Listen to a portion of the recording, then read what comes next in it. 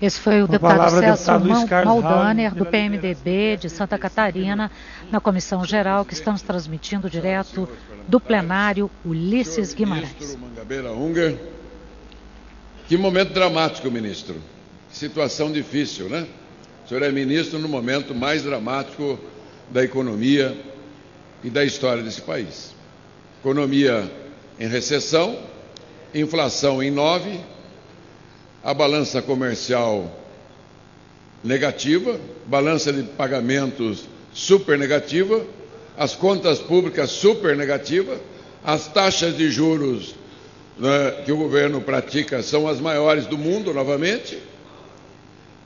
O país não tem poupança, não tem investimentos, estradas, portos, aeroportos, e ontem, até 2 horas do dia de hoje, essa casa se debruçou sobre um tema que é a maioridade penal, que demonstra a falência do modelo educacional brasileiro, que não conseguiu acolher esses milhões de jovens e milhares deles na marginalidade.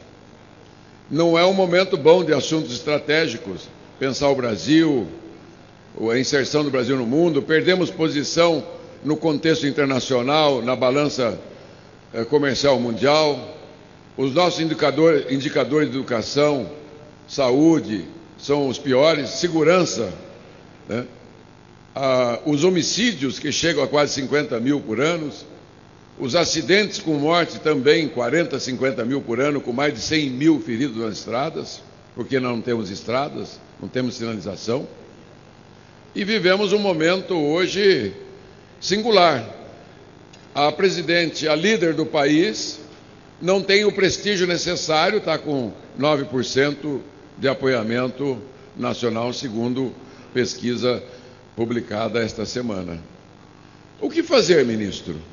Qual é a solução? A presidente da República tem condição de retomar o desenvolvimento e a credibilidade do país?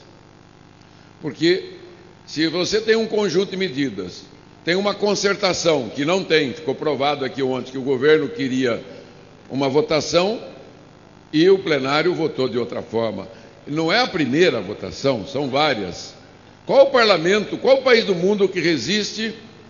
O governo está de um lado, o parlamento do outro e o judiciário do outro. Ainda ontem, mais uma crise com o judiciário.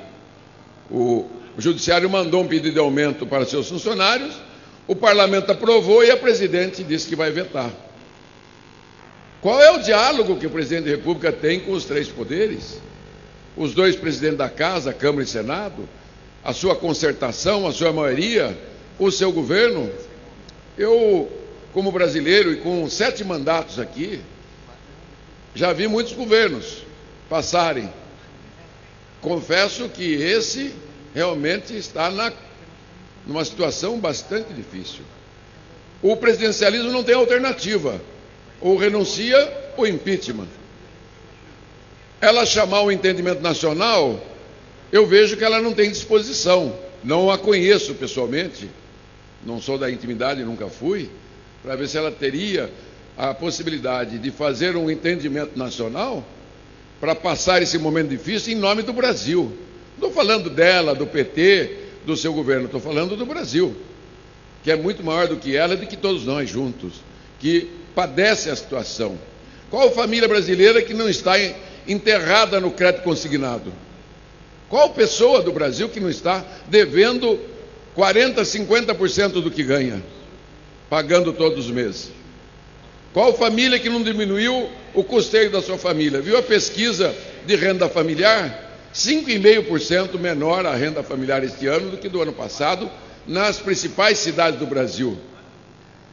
O desemprego está voltando, todos os agentes econômicos falam do decrescimento do PIB de entre 1 e 1,5. Então, senhor ministro, não invejo a posição do senhor. Eu sou parlamentar, livre falar, livre pensar, livre criticar, mas também como brasileiro e de um partido que já foi governo, tem a preocupação maior da qual é a saída que nós temos que ter. Não adianta uma medida paliativa, o pequeno ajuste fiscal para tapar o buraco. Eu vejo essa figura do prefeito que corre põe uma massa de asfalto no buraco da rua, a primeira chuva grossa leva embora.